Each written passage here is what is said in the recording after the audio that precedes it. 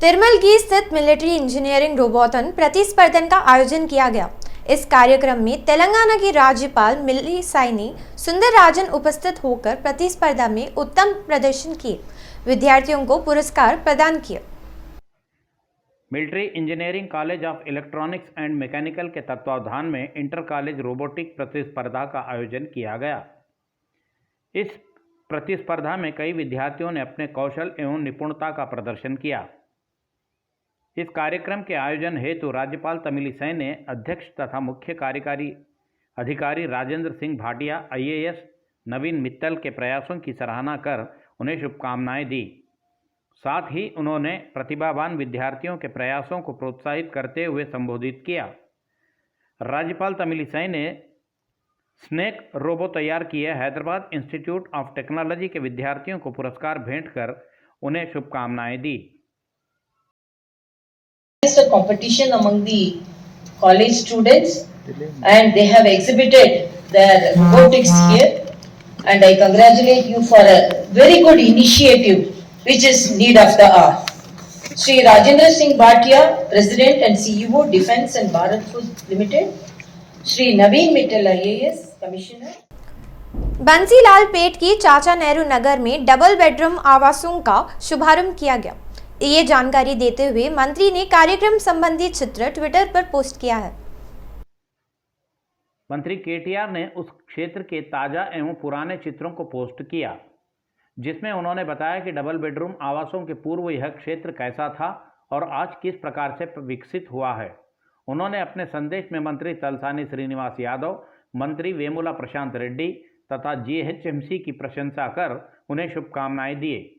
ज्ञातव्य है कि बंसीलाल पेट में अवैध निर्माणों को हटाकर अधिकारियों ने यहां डबल बेडरूम आवासों का निर्माण किया है। तेलंगाना प्रदेश कांग्रेस कमेटी के अध्यक्ष रेवंत रेड्डी ने संयुक्त आंध्र प्रदेश के पूर्व मुख्यमंत्री दिवंगत रोशैया के नाम पर हैदराबाद में एक स्मृति वन स्थापित किया है। आज यहां संपन्न हुई GHMC काउंसिल बैठक में प्रस्ताव पेश किया गया। इस संदर्भ में प्रदेश कांग्रेस अध्यक्ष रेवंत रेड्डी ने कहा कि हैदराबाद नगर विश्व नगर के रूप में विकसित होने में संयुक्त आंध्र प्रदेश के पूर्व मुख्यमंत्री रोशैया का भी सराहनीय योगदान रहा है। हैदराबाद के लिए अंतर्राष्ट्रीय हवाई अड्डा लाने में एक लंबे समय तक राज्य के वित्त मंत्री के रूप में उन्होंने 16 बार बजट पेश किया है। इतना ही नहीं, रोशैया सभी दलों के नेताओं को समान रूप से निधियां आवंटित कर एक आदर्श वित्त मंत्री के रूप में उभरे और एक सशक्त पहचान बनाई। रेवंत रेड्डी ने कहा कि आज के जनप्रतिनिधि रोशैया को अपना आदर्श मानकर आगे बढ़ना चाहिए। विधानसभा में भी रोशैया ने राजनीतिक मूल्यों की रक्षा किए व्यक्ति के रूप में सदा सबसे आगे रहे हैं। रेवंत रेड्डी ने कहा कि रोशैया के सेवाओं का सम्मान करते हुए GHMC परिधि में GHMC निधियों से भूमि आवंटित कर उनकी याद में एक स्मृति वन निर्मित करने का प्रस्ताव रखा। उन्होंने इस प्रस्ताव को सभी पार्षदों द्वारा समर्थन करने का आग्रह भी किया। साथ ही उन्होंने कहा कि इस संबंध में महापौर अपने स्पष्ट आदेश जारी करना चाहिए। పెద్దలు రోసయ్య గారి పేరు మీద కూడా ఒక మంచి స్మృతివనాన్ని నిర్మించాల్సిన బాధ్యత ప్రజాప్రతినిధులుగా మన అందరి మీద ఉన్నది. ఎందుకంటే వారి జననం, వారి మరణం, వివిధ సందర్భాలు వచ్చినప్పుడు వారి ఆదర్శాలను మనం స్ఫూర్తిగా తీసుకోవాలంటే హైదరాబాద్ నగరంలో స్థలం కేటాయించి ఒక స్మృతివనం నిర్మించాల్సిన బాధ్యత మన అందరి మీద ఉన్నది. దాన్ని ఈ సభ ద్వారా ఏకగ్రీవంగా తీర్మానం చేసి రాష్ట్ర ప్రభుత్వానికి పంపించి లేదా GHMC పరిధిలో ఉన్న స్థలాన్ని కేటాయించడం ద్వారా, నిధులు కేటాయించడం ద్వారా స్మృతివనాన్ని నిర్మించడానికి అవసరమైన మద్దతు ఈ సభ ద్వారా ఈ కార్పొరేటర్లు అందరూ, ఎమ్మెల్యేలు, ఎమ్మెల్సీలు అందరూ ఉన్నారు. మీరందరూ ఏకగ్రీవంగా ఆమోదిస్తే మనం నిజంగా వారికి నివాళులు అర్పించినట్టు ఉంటుంది, వారి గౌరవాన్ని పెంచినట్టు ఉంటుంది. రోసయ్య గారిని రాజకీయాలకు, పార్టీలకు అతీతంగా చూడాలి. యాక్చువల్ మెంబర్స్ కార్పొరేటర్స్ కాబట్టి దయచేసి కార్పొరేటర్లు అందరూ కూడా రోసయ్య గారి స్మృతివన నిర్మాణం కోసం మనందరం కూడా అనుకూలంగా ఉన్నాం, తీర్మానం చేసినామని మీరందరూ ఆమోదిస్తున్నారని నేను భావిస్తున్నాను।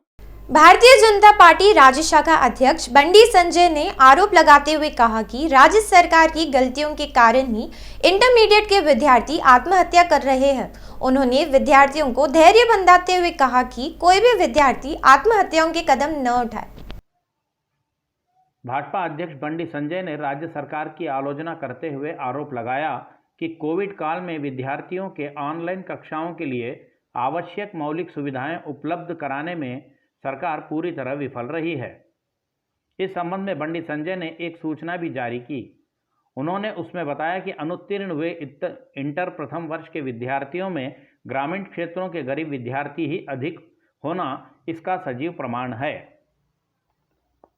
बंडी संजय ने केटीआर पर भड़कते हुए कहा कि आत्महत्या कर लिए विद्यार्थी ने स्वयं ट्वीट कर बताया कि मेरी मौत के लिए सरकार तथा केटीआर ही कारण है। इसे देखने से सभी बड़ों को तथा सरकार को अपना सिर झुका लेना चाहिए। उन्होंने चिंता व्यक्त करते हुए बताया कि पूर्व में केटीआर की बेनामी संस्था ग्लोबरीना के कार्रवाइयों के चलते 27 विद्यार्थी जो इंटर के थे आत्महत्याएं कर लिए थे। उन्होंने मांग की कि अनुत्तीर्ण हुए विद्यार्थियों के उत्तर पुस्तकों का निःशुल्क पुनर्मूल्यांकन करने के सरकार कदम उठाएं। उन्होंने चेतावनी देते हुए कहा कि इंटरमीडिएट के विद्यार्थियों के साथ उचित न्याय नहीं किया गया तो बड़े पैमाने पर आंदोलन करने या आवश्यकता पड़ने पर न्यायिक लड़ाई लड़ने के लिए भी वे पीछे नहीं हटेंगे। इंटर प्रथम वर्ष के घोषित परिणामों का विरोध करते हुए एनएसयूआई के सदस्यों ने बोर्ड कार्यालय में घुसने का प्रयास करने से वहां तनाव की स्थिति उत्पन्न हो गई। एबीवीपी के कार्यकर्ताओं को रोकी पुलिस ने परिस्थितियों के बिगड़ने के पूर्व ही काबू में कर लिया। इंटरमीडिएट बोर्ड द्वारा घोषित प्रथम वर्ष की परीक्षाओं के परिणामों का विरोध करते हुए एनएसयूआई के सदस्य इंटर बोर्ड कार्यालय में घुसने का प्रयास किया, जिससे अखिल भारतीय विद्यार्थी परिषद कार्यकर्ताओं तथा वहां तैनात पुलिस कर्मियों के बीच धक्का मुक्की हुई। कांग्रेस तथा भारतीय जनता पार्टी छात्र संघों के नेताओं कार्यकर्ताओं के एक साथ वहां इकट्ठा हो जाने से वहां असमंजस की स्थिति उत्पन्न हो गई, जिससे वहां तनाव फैल गया।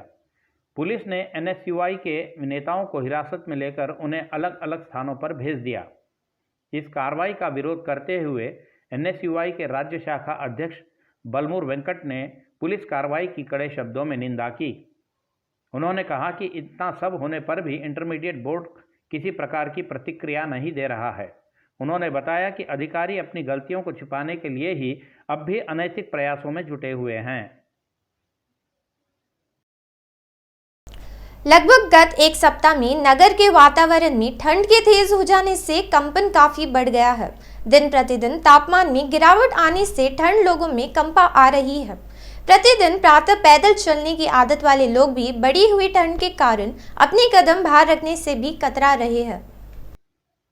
सायं 6 बजे के पहले ही नगर में ठंड आरंभ हो रही है, जो प्रातः 7 बजे के बाद भी शबनम गिरने के साथ बरकरार रह रही है। इस ठंडी को बर्दाश्त न कर सके लोग गर्म सिगड़ियों को रखकर उनका सेका ले रहे हैं। इसी विषय पर और अधिक जानकारी संबंधी हमारी सिटी विजन प्रतिनिधि विजय कुमार की विशेष रिपोर्ट। వాకర్స్ ఏరియా బాపట్ల కృష్ణమోహన్ గారు ఉన్నారు, ఎన్జిఓస్. తను కూడా అంటున్నారు ఈ చలి తిరుగుతున్న వల్ల కొంతమంది కొంచెం రాలేకపోతున్నారు. మళ్ళీ ఈ ఒమిక్రాన్ కేసెస్ కూడా వల్ల కొంతమంది బయటికి రాలేకపోతున్నారు. దీనికి వ్యాయామంకి ఏం సంబంధం లేదు. ప్రతిరోజు కంపల్సరీ వ్యాయామం చేసే వాళ్ళంతా వాళ్ళు స్ట్రెంత్గా ఉంటారని చెప్పేసి మన వాకర్స్ అంటున్నారు. జిమ్కి వెళ్తున్నారు కానీ జిమ్లో అందరు గుమ్మి కొడతారు. అక్కడ చాలా ప్రాబ్లమ్స్ వస్తున్నాయి. వాకింగ్ చాలా ముఖ్యము. అందరు ప్రతి ఒక్కరు వాకింగ్ చేయాలండి. చూడండి, చాలామంది వస్తున్నారు ఉదయం నుంచి, మహిళలు, స్త్రీలు, చిన్న పిల్లలతో సహా అందరు ఈ హెచ్ఎంటీ లేఅవుట్లు చేస్తున్నారు ప్రతిరోజు. ఒక్కటి ముఖ్యంగా చెప్పేది ఏంటంటే ఈ యొక్క మూసి కారిడార్ కానుకొని వాకింగ్ ట్రాక్ కూడా చేశారు హెచ్ఎంటీ అధికారులు, చాలా సంతోషం.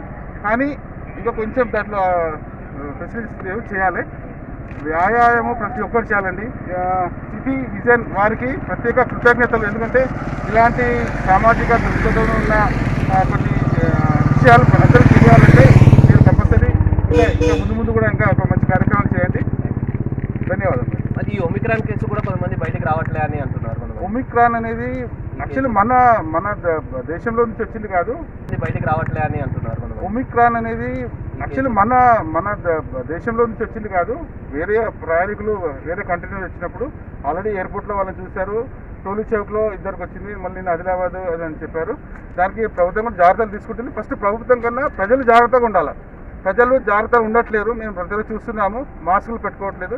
మాస్క్ ఎంతండి? మాస్క్ 10 రూపాయలు అనుకున్నాం, 50 రూపాయలు 100 రూపాయలు ఉంది. ఈ మాస్క్ అనేది కంపల్సరీ మీరు పెట్టుకోవాలండి. మాస్క్ తోటే మీకు చాలా లాభాలు ఉన్నాయి. ఒమిక్రాన్ అనేది ఎక్కడో మనం ఎన్నో చూసాం. మన చరిత్ర, మన భారతదేశ చరిత్ర ఆయుర్వేదంలో ఎన్నో రోగాలను నయం చేసింది. అంటే వాకర్స్ ఏమంటున్నారంటే ఈ టైంకి చాలా మంది పబ్లిక్ ఉండాలి, ఈ చలి తిరుగుతున్న వల్ల మేము రాలేకపోతున్నాము. పొద్దున 6:30-7 గంటలకి మేము లేస్తున్నాము. సాయంత్రం కూడా మాకు సాయంత్రం తొందరగా 5:30-6 గంటల వరకే చీకటి అయిపోతున్నది. మళ్ళీ ఈ ఒమిక్రాన్ కేసెస్ కూడా పబ్లిక్ బయటికి రాలేకపోతున్నారు. కంపల్సరీ వ్యాయామము, ఈ వాకింగ్ చేసి ప్రతి ఒక్కరు స్ట్రెంత్గా ఉంటారని చెప్పేసి వాకర్స్ అంటున్నారు. ఇక్కడ మీరు చూస్తున్నారు వాకర్స్ చాలా తక్కువ ఉన్నారు. ఈ టైంకి అసలు రాలేకపోతున్నారు. అంటే వాకర్స్ అదే ప్రతి ఒక్క వాకర్స్ అంటున్నారు మేము యాక్చువల్లీ ఈ టైంకి చాలా మంది పబ్లిక్ ఉండేది, ఈ పబ్లిక్ లేకుండా అయిపోయినారు అంటున్నారు. ఈ ఒమిక్రాన్ కేసుకి వాళ్ళు ఏంటంటే ఒక శానిటైజర్, ఒక మాస్క్ పెట్టుకొని సోషల్ డిస్టెన్స్ మెయింటైన్ చేస్తే బాగుంటుంది. ఈ దానికి మీరు వాకింగ్కి దీనికి మాత్రం భయపడొద్దు అని చెప్పి ప్రతి ఒక్క వాకర్స్ అదే అంటున్నారండి. ऊपर स्थित हैदराबाद मेट्रो विकास प्राधिकरण के लिए लेआउट में कुछ लोगों द्वारा अवैध रूप से निर्माण करने से HMDA के अधिकारियों ने आक्रोश व्यक्त किया है। हैदराबाद मेट्रो डेवलपमेंट अथॉरिटी के अधिकारियों ने यहां निर्मित अवैध निर्माणों को JCB वाहनों की मदद से ढहा दिया। हैदराबाद मेट्रो डेवलपमेंट प्राधिकरण के अधिकारियों ने बताया कि यदि किसी ने सरकारी जमीनों का अवैध रूप से कब्जा किया तो उनके खिलाफ सख्त कार्रवाइयां की जाएगी। उन्होंने वहां विरोध जताने आए लोगों को निर्माण संबंधी अनुमतियां बताने की मांग कर उन्हें वापस लौटा दिया।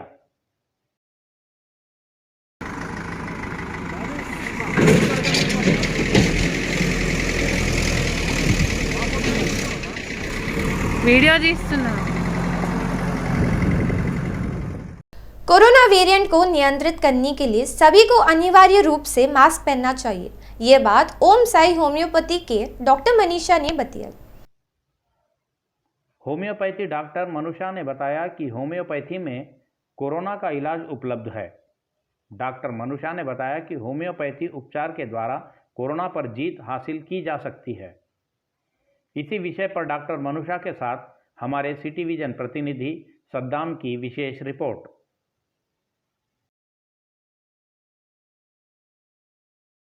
ఓం సాయి హోమియోపతి క్లినిక్లో ఉన్నాము. ఈరోజు మనతో పాటు డాక్టర్ గారు ఉన్నారు. మేడం, ఈ కరోనా ఒమిక్రాన్ ఏదైతే నడుస్తుందో దానిపైన కరోనా కోవిడ్-19 కొత్త వేరియంట్ ఒమిక్రాన్ ఇప్పుడు ప్రస్తుతం మన తెలుగు రాష్ట్రాలకు కూడా వచ్చేసింది ఒమిక్రాన్ వైరస్. ఇప్పుడు దానికి తీసుకోవాల్సిన జాగ్రత్తలు ఏం లేదు, మాస్కులు ఖచ్చితంగా పెట్టుకోవాలి మనం. అండ్ హోమియోపతిలో ఒమిక్రాన్కి ట్రీట్మెంట్ ఏదైతే ఉందో దాని సిమ్టమ్స్ బట్టి ఉంటుంది ఒమిక్రాన్ది.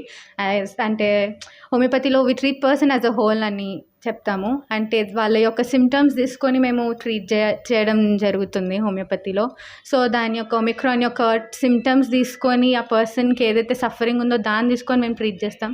సో డెఫినెట్గా హోమియోపతిలో ఒమిక్రాన్కి కూడా గుడ్ ట్రీట్మెంట్ ఉంది. యాజ్ బిఫోర్ కోవిడ్-19కి కూడా, అంటే కోవిడ్ వల్ల సఫర్ అవుతున్న పేషెంట్స్కి కూడా హోమియోపతిలో గుడ్ ట్రీట్మెంట్ అయితే జరిగింది. చాలామంది అయితే సఫర్ అయిన వాళ్ళు చాలామంది క్యూర్ అయినారు. సో ఓకే, ఒమిక్రాన్లో ఎలాంటి సిమ్టమ్స్ ఉంటాయి? ఒమిక్రాన్లో సిమ్టమ్స్ సేమ్ యాజ్ కోవిడ్-19, లైక్ కాఫ్, డ్రై కాఫ్ ఉండడం, ఇవన్నీ ఉన్నాయి. అంటే పేషెంట్ చాలా ఫ్యాటిక్, అంటే టయర్డ్ అవ్వడం, నీరసంగా. అండ్ ఇప్పుడు డెల్టా వేరియంట్ కన్నా ఒమిక్రాన్ వేరియంట్ చెప్పడానికి ఇది ఇంకా భయంకరమైనది. సో మనలో ఉంటుంది దట్ మనం దాన్ని ప్రివెంట్ చేసుకోవాలి. It is already said prevention is better than cure అని. కరోనాలో మీరు హోమియోపతి మందులు ఇక్కడ మీరు అందుబాటులో తెచ్చారు కదా, ఎలా పనిచేశాయి? ఇప్పుడు ఈ ఒమిక్రాన్కి ఎలాంటి మందులు? కరోనా సమయంలో ఆ వేరియంట్కి అంటే వాళ్ళ సఫరింగ్కి, వాళ్ళ సిమ్టమ్స్కి తగ్గట్టు ట్రీట్ చేయడం జరుగుతుంది. సో అప్పుడు రిలీజ్ చేసిన ప్రివెంటివ్ మెడిసిన్ ఆర్సెనికమ్ ఆల్బమ్ అది చాలామందికి మంచిగా పనిచేసింది. అండ్ ఇప్పుడు ప్రస్తుతం ఒమిక్రాన్కి కూడా అదే జరుగుతుంది. ఇంకా మెడిసిన్స్ వాళ్ళ యొక్క సిమ్టమ్స్ బట్టి, అంటే వాళ్ళ యొక్క ఏమంటారు వాళ్ళు చూపించే సిమ్టమ్స్ బట్టి వాళ్ళు ఎంత ఎంత తీవ్రతమైన పరిస్థితుల్లో ఉన్నారో దాన్ని బట్టి ట్రీట్మెంట్ చేయడం జరుగుతుంది. అంటే కరోనాలో మృతి చెందారు కదా, అయితే ఒమిక్రాన్ వల్ల కూడా ఏమైనా మృతి చెందే అవకాశం ఉంది?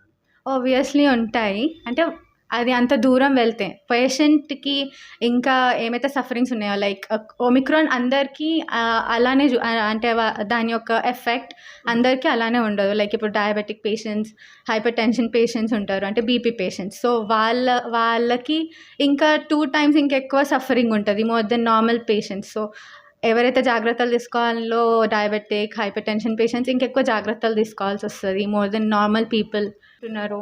It is not yet gone home. COVID-19 ఇంకా వెళ్ళలేదు. సఫర్ అయ్యే కన్నా ప్రివెంట్ చేసుకోవడం బెటర్ అని చెప్తాను. అయితే మొత్తానికి మనం చూసుకున్నట్టయితే కరోనా ఇంకా తగ్గలేదు, రాబోయే రోజుల్లో ఇంకా ఉధృతం అయ్యే అవకాశాలు ఉన్నాయి. కాబట్టి ప్రతి ఒక్కరూ మాస్కులు మరియు శానిటైజర్ మరియు వ్యక్తిగత దూరం పాటించాలనేసి డాక్టర్ గారు తెలుపుతున్నారు. Photo studio. हैदराबाद के दुंदीगल एयरफोर्स एकेडमी में हुए पास आउट परेड का आयोजन किया गया। इस अवसर पर एयर चीफ मार्शल विवेक राम चौधरी मुख्य अतिथि के रूप में शामिल हुए। इस मौके पर उन्होंने प्रशिक्षण पूर्ण की कैडेटों से प्रथम सम्मान की सलामी ली।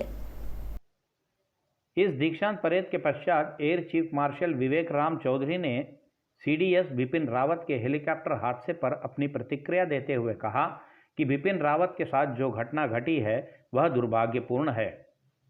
इस हादसे पर उच्च स्तरीय जांच चल रही है। उन्होंने बताया कि इस जांच समिति में एयरफोर्स से संबद्ध उच्च अधिकारी शामिल हैं। उन्होंने बताया कि इस हादसे में मौसम की गलती है या मनुष्य की गलती या हादसा किसी तकनीकी खामी के कारण हुआ, इन मुद्दों को लेकर जांच एवं पूछताछ जारी है। इस बात की जानकारी देते हुए एयर चीफ मार्शल चौधरी ने दीक्षांत परेड के संदर्भ में कैडेटों द्वारा प्रदर्शित किए गए कर्तव्यों को देखा। इन कर्तव्यों ने मार्शल चौधरी को अपनी ओर काफ़ी आकर्षित किया, जिसकी उन्होंने काफ़ी सराहना की।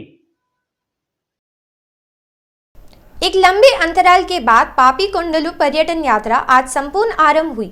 कचलेरू नाव दुर्घटना के पश्चात से सरकार ने क्षेत्रों के पर्यटन को रोक दिया था। कोविड कारणों के चलते गत 2 वर्षों से पूर्ण स्तर पर यहां पर्यटन रुका पड़ा था। हाल ही में दोनों तेलुगु राज्यों द्वारा अपनी स्वीकृतियां देने से यात्रा की तैयारियां पूर्ण कर ली गई है। पापीकोंडलू के समीप हुई नाव दुर्घटना के बाद से यहां लगभग 2 वर्षों से यहां के पर्यटक आधारित व्यापारी काफ़ी नुकसानों का सामना करते आए हैं। इतना ही नहीं, कोरोना कारणों के चलते भद्राचलम को भक्तों के भी न आने से व्यापारियों की आर्थिक स्थितियों पर काफ़ी गंभीर प्रभाव पड़ा है। आज से सीमित यात्रियों के साथ नाव की यात्रा आरंभ किए जाने से व्यापारियों में थोड़ा संतोष एवं एक नई आशा की किरण जागी है। भद्राचलम से 60 किलोमीटर की दूरी पर पूर्व गोदावरी जिले के रामचंद्रपुरम मंडल स्थित पोचवरम से पापीकोंडलू की यात्रा आरंभ होती है। यहाँ आने वाले पर्यटक, सैलानी आदि नावों, बोटों द्वारा यात्रा करते हुए गोदावरी नदी के तटीय क्षेत्रों का दौरा करते हैं और उसका आस्वादन करते हैं। पापीकोंडलू की यात्रा पर्यटकों को मनोरंजन सहित कई आदिवासियों को रोजगार मुहैया कराती है। यहाँ एक एक नाव पर 20 परिवारों के आश्रित होने की जानकारी भी प्राप्त हुई है। अब तक यात्रा आरंभ होने से परिवार को मिलने वाले रोजगार के लिए लोग काफ़ी प्रसन्नता व्यक्त कर रहे हैं। यह ऐसा हो तो इस समय केवल 6 नावों को ही सरकार द्वारा मंजूरी दी गई है। इसको सीमित रखने के लिए जहां के तहां नियंत्रण कक्ष तथा सीसीटीवी कैमरे जैसे अन्य कई प्रकार की निगरानियों की व्यवस्था की गई है। इसके अलावा सबसे महत्वपूर्ण बात यह है कि दुर्घटनाओं के संदर्भ में रक्षक गोताखोरों को भी तैनात किया गया है, जो डूबने पर लोगों के प्राणों की रक्षा करेंगे। अब पापीकोंडलू के यात्रा आरंभ होने से भद्राचलम आने वाले यात्रियों की संख्या भी बढ़ जाएगी। कोविड कारणों के चलते आर्थिक रूप से परेशान चल रहे होटल संचालकों सहित अन्य व्यापारियों में उम्मीद की किरण जागी है कि अब उनका कारोबार पूर्व की भांति फलता फूलता चलेगा। पापीकोंडलू में रात्रि प्रवास के लिए सरकार द्वारा मंजूरी दिए जाने पर भी पर्यटन विभाग द्वारा अब तक किसी प्रकार की कोई स्पष्ट आदेश जारी नहीं किए गए हैं। मध्य प्रदेश में एक बालिका की शिकायत पर उस राज्य के मंत्री ने स्वयं उस विद्यालय के टॉयलेटों की सफाई की। विद्यालय की छात्रा ने विद्यालय के शौचालयों में फैली दुर्गंध को लेकर शिकायत की थी। इस मंत्री ने तत्काल प्रतिक्रिया देते हुए यह कार्य किया, जिससे पूरे राज्य में मंत्री की प्रशंसा हो रही है। मध्य प्रदेश सरकार में ईंधन विभाग मंत्री की जिम्मेदारियां निभा रहे मंत्री प्रद्युम्न सिंह तोमर ने स्वयं विद्यालयों में टॉयलेटों की सफाई की। उन्होंने विद्यालय के टॉयलेटों का निरीक्षण करने के पश्चात पाया कि यहां टॉयलेट सही ढंग से नहीं है, जिस कारण बालिकाओं को तकलीफों का सामना करना पड़ रहा है। इस कारण स्वयं मंत्री ने पानी आदि डालकर टॉयलेटों की सफाई की। स्वच्छता सफाई कार्यक्रम के अंतर्गत उन्होंने 30 दिनों तक विविध क्षेत्रों का दौरा कर इस दिशा में जागृति लाने का तोमर ने संकल्प लिया है। इसी संदर्भ में ग्वालियर, हाजिरा आदि क्षेत्रों का दौरा कर विद्यार्थियों को सजग करते हुए अपने अपने क्षेत्रों को साफ एवं स्वच्छ रखने का उन्होंने संदेश दिया। इसी संदर्भ में मंत्री तोमर के छात्रों से बातचीत कर विद्यालय में उपलब्ध सुविधाओं की जानकारी ली। उन्होंने बताया कि विद्यालय के टॉयलेट उपयोग करने की स्थिति में नहीं है, इस कारण ही यहाँ दुर्गंध फैली हुई है। एक बालिका के ट्वीट पर अपनी प्रतिक्रिया दिए मंत्री प्रद्युम्न सिंह तोमर की सर्वत्र प्रशंसा की जा रही है। पूरे मध्य प्रदेश में उनके इस साहसिक कदम की ही चर्चाएं हैं।